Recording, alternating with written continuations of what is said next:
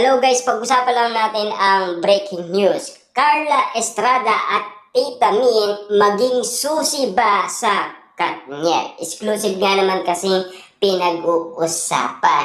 Wow, Carla at Tita Min pumayag sa throwback at collaboration project para sa Katniel. Alam niyo naman kasi, noong sinasabi ni Sian Gasa na nagkabalikan sina Daniel Padilla at Catherine Bernardo at nagkaayos daw. 99.9% ayon sa kanya at ayon daw sa solid source niya.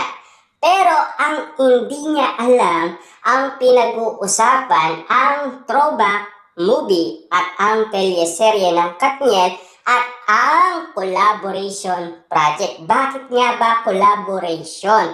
Kasi iwalay na ang kontrata ni Daniel Padilla at Catherine Bernardo. Kasi yan ang kagustuhan din ng kanyang pamilya, di ba? At siyempre, ganun din naman kasi ang pamilya nung nasa kabila. Siyempre, kay Carla at Mami Min Bernardo. Kasi alam niyo naman siguro, si Catherine Bernardo ang medyo meron nga naman kasing pagkakataong magsalita, di ba? Lalong-lalo na kasi ang gusto niya ay kaibigan muna at tropa muna ang tingin niya kay Daniel Padilla.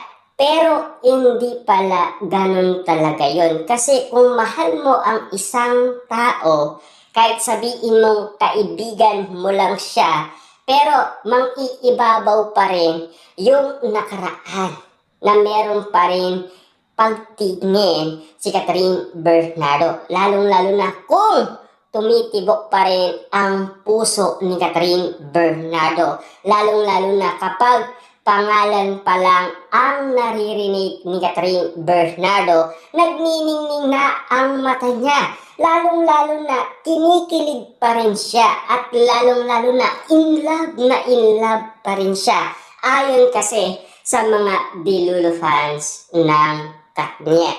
Lalong-lalo na kapansin-pansin nga naman kasi sa bawat ngiti ni Catherine Bernardo, doon nakikita ang kasiyaan kay Catherine Bernardo.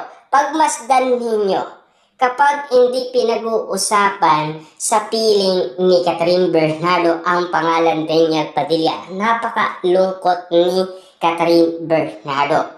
Kasi nawala na siya sa pagiging orado, di ba? Pero noong nasa Pilipinas Got Talent siya, Season 7, patuloy kasing pinag-uusapan doon si Daniel Padilla.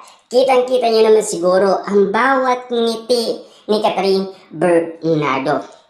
Nandoon na tayo sa pagsasalita niya dahil pabebegar nga naman kasi siya or nauutal siya, di ba? Lalong-lalo na kasi ganyan na talaga si Catherine Bernardo. Kaya nga naman kasing tinawag siyang pabebe girl. Kahit na nagkaroon na siya ng iba't ibang mga award tulad na lang ng Box Office Queen at PAMAS Award at ang iba't iba pang mga achievement na nakukuha ni Catherine Bernardo. Pero walang pagbabago. Hindi tulad ni Daniel Padilla, may mga pagbabagong nangyayari. Yan din kasi ang naaalata ng karamihan. Pero tulad ng sinasabi natin, collaboration project lang ang mangyayari, di ba? Na pinag-uusapan. Ayon kasi sa ABS-CBN, nung nabasa natin ang ibig sabihin na pinapaiwatig sa atin ni Sian Gasa. Kung bakit nga naman kasi nakialam na si Mami Min Bernardo. At siyempre, huwag basta-basta maniniwala kung kanino.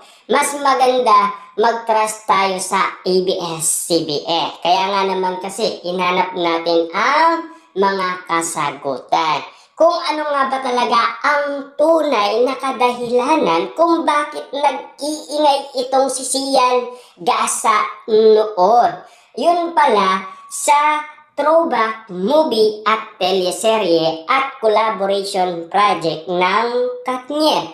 kung bakit nga naman kasi nagkita sa studio ng ABS-CBN sina Daniel Padilla at Catherine Bernardo. Akala kasi ni Sian Gasa nagkikita ng palihim or patago sina Daniel Padilla at Catherine Bernardo.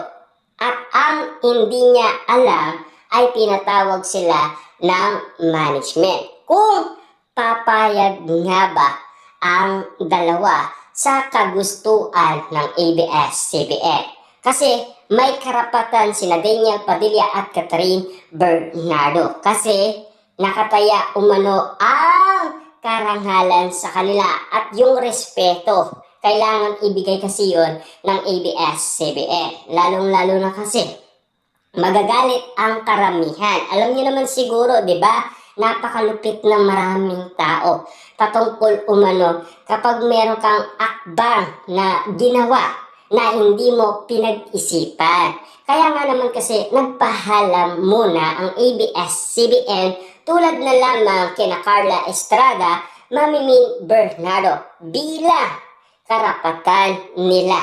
Lalong-lalo na kasi kapag pumipirma ng kontrata sina Daniel Padilla at Catherine Bernardo, kasama nila si Carla Estrada, Mami Min Bernardo. Hindi yan nawawala sa tabi ni Daniel Padilla, lalong-lalo na kasi kay Catherine Bernardo. Diba? Ang kanilang ina. Nandyan pa rin sila para suportaan ang kanilang mga anak. Na alam niyo naman siguro, ang bawat usapin na pinag-uusapan, pilit nating inahanap lahat ng mga katanungan na gusto nating masagot kung bakit meron ganitong pinag-uusapan, kung bakit meron binubuksan ng mga haka-haka kahit na hindi man inaalam ni naman. Kung bakit nga naman kasi pilit nating inahanap sa ABS-CBN kung makatotohanan nga ba ang lahat ng mga bali-balita. Kahit na ang ABS-CBN hindi niya alam kung ano ang meron, kung ano ang nangyayari kina Daniel Padilla at Catherine Bernardo. Hindi niya alam kung ano ang meaning, kung bakit nga naman kasi pilit nagpaparamdam si Daniel Padilla at Catherine Bernardo sa isa't isa. Hindi pa nila alam kung ano talaga ang tunay na nangyayari.